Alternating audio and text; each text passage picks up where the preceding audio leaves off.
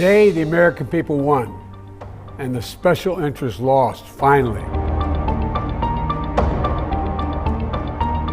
America के लोग जीत गए हैं और निहित स्वार्थी तत्व हार गए हैं। यह कहते हुए अमेरिका के राष्ट्रपति जो बाइडेन ने इन्फ्लेशन रिडक्शन एक्ट पर दस्तखत कर दिए। यह डेमोक्रेट्स का सबसे महत्वाकांक्षी कानून है। अमेरिका की सरकार अगले 10 साल में पर्यावरण के लिए सुरक्षित ऊर्जा और स्वास्थ्य पर करीब 437 अरब डॉलर खर्च करेगी। इस कानून में 737 अरब डॉलर के राजस्व जुटाने का इंतजाम भी है। बाइडेन के इस कानून में कंपनियों पर 15% न्यूनतम टैक्स भी लगाया गया है। एक तरह का कारपोरेट टैक्स है यह, जो उन कंपनियों पर लगेगा जिन्होंने 31 दिसंबर 2022 से पहले बीते किन्हीं 3 सालों में 1 अरब डॉलर का मुनाफा कमाया है। बस इसी कानून से शुरू हो गया अमेरिकी राजनीति का सबसे पुराना झगड़ा। रिपब्लिकन पार्टी कंपनियों पर टैक्स कम करना चाहती है और डेमोक्रेट्स टैक्स का बोझ बढ़ाना चाहते हैं। डोनाल्ड ट्रंप ने 2018 में कॉर्पोरेट टैक्स की दर को 35% से घटाकर 21% कर दिया था।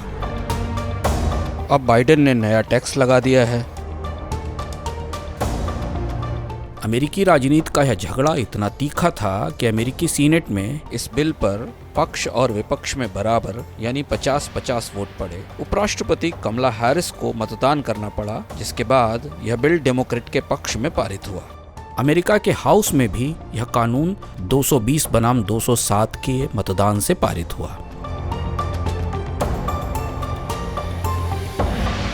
कॉर्पोरेट टैक्स को लेकर अमेरिकी राजनीति के झगड़ों का एक पन्ना बड़ा ही रोमांचक है, जब एक मशहूर वित्त मंत्री को बाद में टैक्स की चोरी में जेल भेजा गया था। पलटते हैं इतिहास के पन्ने, खनक उठते हैं किस्सों के सिक्के।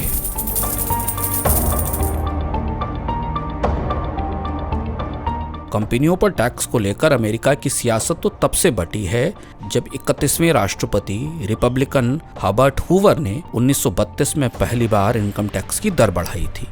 इसके बाद अमेरिकी अर्थव्यवस्था मुश्किल में फंसने लगी। डेमोक्रेट राष्ट्रपति फ्रेडी रूजवेल्ट ने फिर यही गलती की और 1930 की मंदी आ गई। इसके बाद हुआ दूसरा विश्व युद्ध। तब से पीढ़ियां गुजर गईं, मगर रिपब्लिकन और डेमोक्रेट ने टैक्स को लेकर अपने नजरिए नहीं बदले। अलबत्ता 1987 में अमेरिकी इतिहास में एक अनोखा कारनामा हुआ। अमेरिका की फेडरल अदालत ने रॉबर्ट बी एंडरसन को सजा सुनाई। उन पर टैक्स चोरी और विदेश में काला धन रखने का आरोप जो साबित हुआ था। रॉबर्ट एंडरसन अमेरिका के वित्त मंत्री थे। वह चरम शीत युद्ध के वक्त ड्वाइट आइजनहावर की सरकार में वित्त मंत्रालय संभालते थे। आइजनहावर हैरी ट्रूमन के उत्तराधिकारी थे। आइजनहावर के बाद जॉन एफ कैनेडी ने अमेरिका की कमान संभाली थी। कौन भरोसा करेगा कि एंडरसन, जिन्हें 1955 में आइजनहावर ने राष्ट्रपति पद का सबसे अच्छा प्रत्याशी कहा था, उनका अंत कुछ इस तरह होगा कि उन्हें जेल जाना पड़ेगा। एंडरसन की कहानी किसी रोमांचक ट्रेजेडी जैसी है। रॉबर्ट एंडरसन बलसान टेक्सास में जन्मे थे। कानून की पढ़ाई करने वाले एंडरसन मेधावी थे। स्कूल में सबसे ज्यादा नंबर लेकर वह टेक्सास बार के सदस्य बने। उन्होंने डेमोक्रेटिक प्राइमरी चुनाव में जीत और वकालत की परीक्षा में सफलता एक ही दिन हासिल की थी। रॉबर्ट एंडरसन केवल 22 साल की उम्र में राज्य विधानसभा के सदस्य बन गए थे। टेक्सास सरकार में असिस्टेंट और टैक्स कमिश्नर रहे एंडरसन 1952 में आइजनहावर की सरकार में नौसेना सचिव बनाए गए। फिर उनको मिला अमेरिका के उप रक्षा मंत्री का ओहदा। इतिहासकार स्टीफन एम्ब्रोस ने राष्ट्रपति रिचर्ड निक्सन की जीवनी में लिखा है कि 1955 में आइजनहावर दूसरी बार राष्ट्रपति चुनाव लड़ने के इच्छुक नहीं थे। वह किसी उत्तराधिकारी की तलाश में थे। पिछले कार्यकाल में रिचर्ड निक्सन उनके उपराष्ट्रपति थे। अलबत्ता आइजनहावर निक्सन के बजाय एंडरसन को ज्यादा पसंद करते थे। अंततः बाद में आइजनहावर ने दोबारा चुनाव लड़ा। इधर 1955 में एंडरसन सरकार से अलग होकर कनाडा की माइनिंग कंपनी के कंसल्टेंट हो गए। दोबारा व्हाइट हाउस पहुंचने के बाद राष्ट्रपति आइजनहावर ने रॉबर्ट डी एंडरसन को मध्य पूर्व में इजराइल और इजिप्ट के बीच समझौते की बातचीत की जिम्मेदारी दी। और फिर आया वह मुकाम जिसने एंडरसन को शिखर पर भी पहुंचाया और रसातल में भी। जुलाई 1957 में एंडरसन को अमेरिका का वित्त मंत्री बनाया गया। वित्त मंत्रालय की कुर्सी पर एंडरसन जॉर्ज हम्फ्री के उत्तराधिकारी थे, जिन्हें अमेरिका के इतिहास का सबसे सख्त वित्त मंत्री माना जाता है। हम्फ्री ने बजट का ढांचा सुधारने के लिए तमाम दबावों के बावजूद टैक्स दरों में कमी नहीं की थी। ऊंचे टैक्स को लेकर रिपब्लिकन पार्टी के साथ उनका टकराव हमेशा सुर्खियों में रहा। हम्फ्री के मुकाबले एंडरसन एक चतुर राजनेता थे। टैक्स दरें कम करने के लिए रिपब्लिकन का दबाव तब तक और बढ़ चुका था। उपराष्ट्रपति निक्सन भी टैक्स दर घटाने के हक में थे। दबाव ज्यादा बढ़ा तो एंडरसन ने फेडरल रिजर्व के चेयरमैन विलियम मैकेंसे को अपने साथ कर लिया। दोनों ने मिलकर राष्ट्रपति आइजनहावर को मुद्रास्फीति बढ़ने के खतरे से परिचित कराया। टैक्स रियायतों के दबाव को सफलता के साथ रोक दिया। आइजनहावर का कार्यकाल समाप्त होने के बाद एंडरसन कंपनियों के इन्वेस्टमेंट एडवाइजर व डायरेक्टर रहे। उन्होंने राष्ट्रपति केनेडी, राष्ट्रपति जॉनसन और निक्सन को आर्थिक मामलों पर सलाह दी। 1964 में पनामा के कुछ छात्र झंडा लेकर पनामा नहर के अमेरिका वाले हिस्से में आ गए थे। अमेरिकी छात्रों से झगड़ा हुआ, दंगे हुए, गोली चली, लोग मारे गए।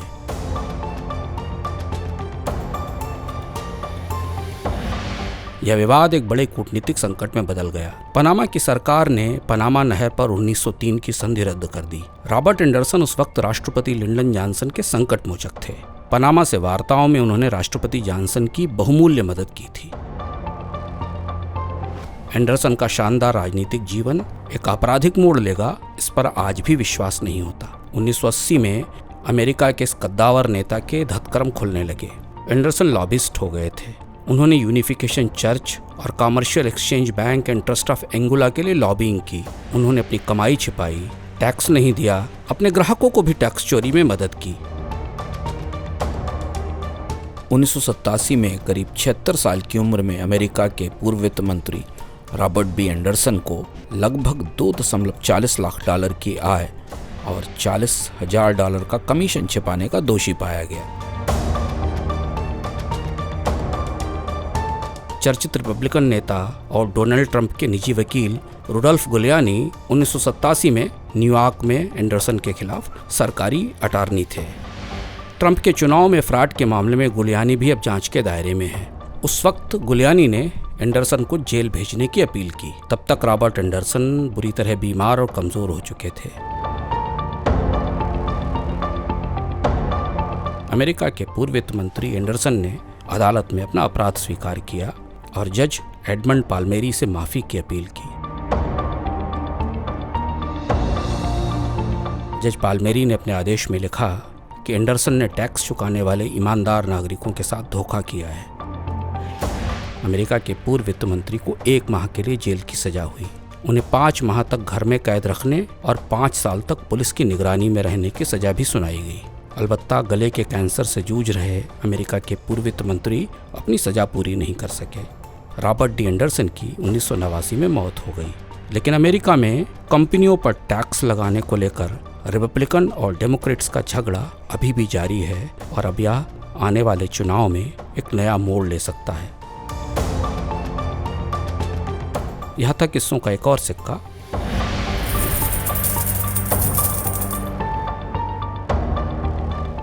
क्या आपने अभी तक मनी9 का ऐप डाउनलोड नहीं किया है? तत्काल मनी9 का ऐप डाउनलोड करिए, क्योंकि किस्सों का सिक्का सबसे पहले वहीं उपलब्ध होता है। और देखते रहिए मनी9, क्योंकि समझ है तो सहज है।